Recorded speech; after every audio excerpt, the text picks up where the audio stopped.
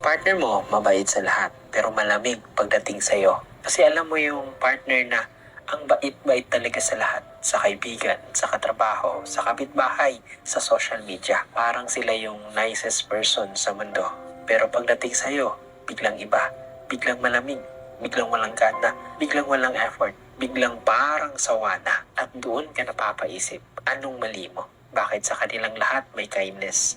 Pero sa akin wala. Pero ito yung hindi natin naiintindihan. Minsan hindi ka nila tinatratong malamig dahil masama ka, kundi dahil ikaw yung taong hindi nila kayang itago ang totoo. Sa iba kaya nilang ngumiti, kaya nilang magpanggap, kaya nilang maging mabait kasi walang emotional weight, walang pressure, walang responsibilidad. Pero kasi pagdating sa'yo, ikaw yung may meaning, ikaw yung may closeness, ikaw yung may connection. At doon lumalabas yung totoong ugali nila. Yung pagod, yung takot, yung resentment, yung insecurities. Yung hindi nila masabing nararamdaman. Kasi some people treat strangers better.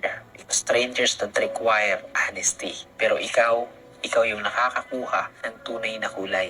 Minsan masakit, minsan malamig, minsan hindi mo deserve, at minsan totoo rin ito.